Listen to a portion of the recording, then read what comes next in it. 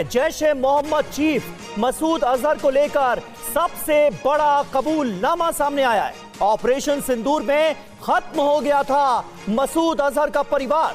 मसूद अजहर के top commander ने on camera इस बात को कबूल लिया है।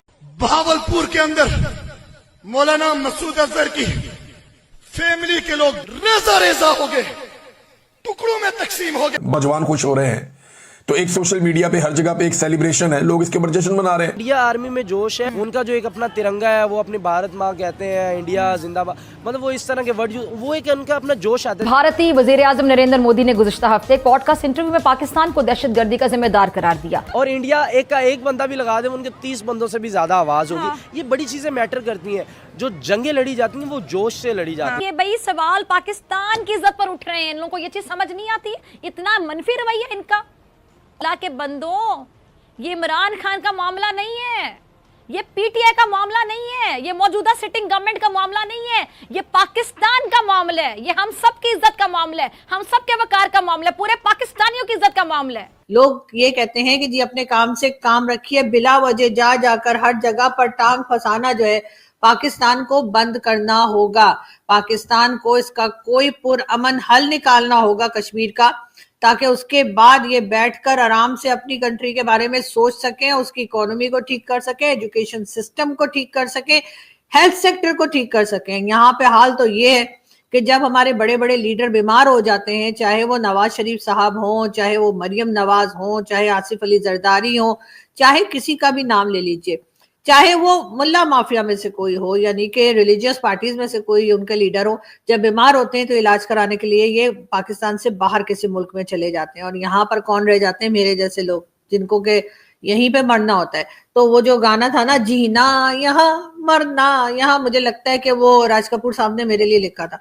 लेकिन बात सारी है कि मैं ये बता रही हूँ आपको कि पाकिस्तान में लोगों की हालात जो हैं वो खराब से खराबतर होते जा रहे हैं। और ये कश्मीर वाला जो सिलसिला शुरू करके रखा है पाकिस्तान ने, वो बंद करना पड़ेगा। उसकी एक रीजन ये भी, जैसे मैंने कहा, कि पाकिस्तान बहुत पहले ही कश्मीर की जंग हार चुका है। अब ये और बात है कि हम मानते नहीं है, हम हर यहाँ पर भी ये तनकीद इस तरह कर रहे हैं कि जिस तरह इमरान खान का मामला है, पीटीआई का मामला है, सिटिंग गवर्नमेंट का मामला है। पता नहीं कौन लोग हैं ये, क्या सोचते हैं, क्या सोच है इनकी। दुश्मन हमारे खिलाफ बड़ी बड़ी साजिशें कर रहा है। आरा जब ये किया गया है, यकीनी तौर पे हमारे खिलाफ बहुत बड़ी साजिश है, हमारे इमेज को खराब करने के लिए, पाकिस्तान का इमेज खराब करने के लिए। इस टाइम पे तो हम सबको एक होना चाहिए था, हमें सिर्फ पाकिस्तानी बन के एक पैगाम देना चाहिए था, बड़े धड़ल्ले से पैगाम देना चाहिए था। लेकिन हमारे जो सो कॉल्ड रहबर है, उन्हें तो अपनी अपनी सियासत चमकानी है। पाकिस्तान की बीमारी आज की नहीं, 72 सालों से 75 सालों से ये मुल्क बीमारी का शिकार है। हमने ये मुल्क आज़ाद कराया था खालिसतन सियासी अमल के नतीजे में इस मुल्क का वजूद है। आज हमारे मुल्क में जमहूरियत कहाँ है, इंसानी हकूक़ कहाँ है, लोगों आम तबकात को मसावी तकसीम कहाँ है। जब तक आप तबकात की महरूमियाँ दूर नहीं करेंगे, आपके मसाइल हल नहीं होंगे। लोगों को पिछले 75 सालों से महरूमी का शिकार रखा गया है, और जब आप किसी को इतना दबाएंगे कि उनकी ज़िंदगी का मकसद फौत हो जाएगा, तो फिर उसके अगेंस्ट में उनकी आवाज़ निकलेगी, चाहे वो किसी भी शक्ल में निकले। इसलिए कि वो लोग अपनी दुनिया में आगे बढ़ चुके हैं, उनके यहाँ डिफरेंट कंट्रीज के लोग आ रहे हैं, उनके यहाँ टूरिज्म भी चल रही है, उनकी इकोनॉमी भी बेहतर चल रही है, उनके यहाँ हर चीज जो है परफेक्ट ना सही लेकिन बेहतर जरूर चल रही है। और पाकिस्तान की हालत ये है कि पाकिस्तान के लोग जो है हर दूसरे दिन आप देखिए कि ह्यूमन स्मगलिंग में जो है वो पाकिस्तान से बाहर भागने की कोशिश करते हैं और उसमें अपनी जानें गंवा देते हैं। यानी कि उनको मर जाना मंजूर है, लेकिन पाकिस्तान में रहना मंजूर नहीं है। लेकिन ये बात हमारे लीडर समझते हैं, ना हमारी एस्टेब्लिशमेंट समझती है, ना हमारे वो लोग जो पॉलिसीज बनाते हैं उनकी समझ में आती है। इस वक्त फिर कश्मीर डे के मौके पर जो है, एक तो कश्मीर डे पता नहीं बनाते क्यों है, मुझे आज तक ये समझ नहीं है कि कश्मीर डे मनाने का मतलब क्या है, कि आप क्या बताना चाह रहे हैं। अगर आपने कश्मीर डे मनाना है तो जाकर उन कश्मीरियों के साथ खड़े होइए ना जो पाकिस्तान का हिस्सा है। अभी तक जो कश्मीर पाकिस्तान के साथ है, वहां पर उन लोगों के साथ जाके खड़े हुए। वो रोज बेचारे प्रोटेस्ट कर रहे होते हैं, अपने राइट्स मांग रहे होते हैं, वो रोज रो रहे होते हैं, रोज उनका कुछ ना कुछ प्रॉब्लम होता है, उनको तो देखा जाता नहीं है।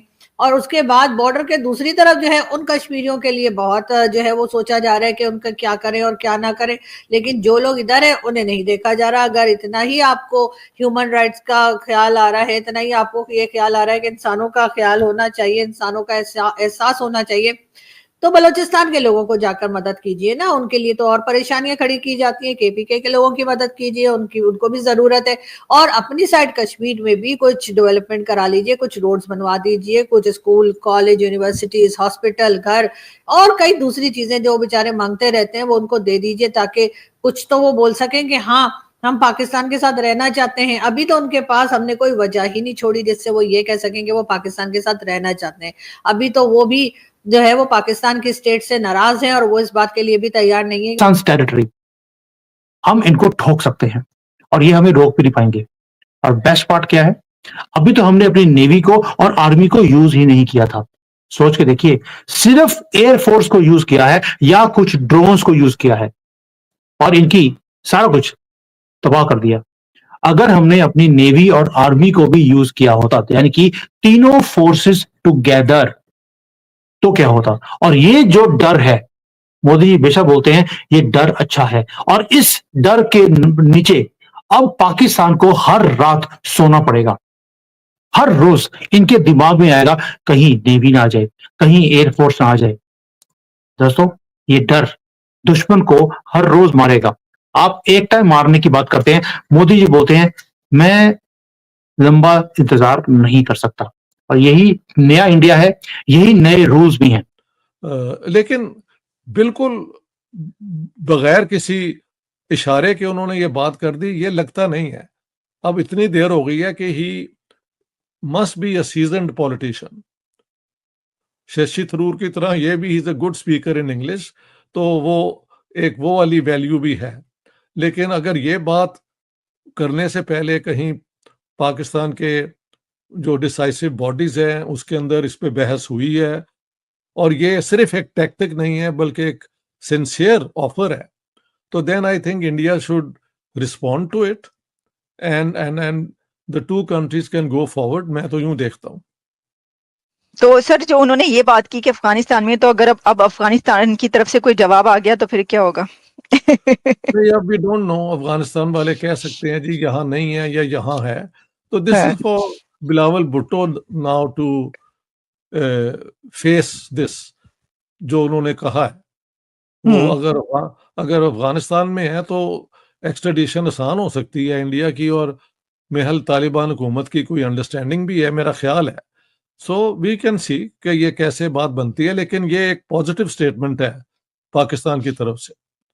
अगर बाकी सिंसियरली ये बैक्ड है बाय द पाकिस्तानी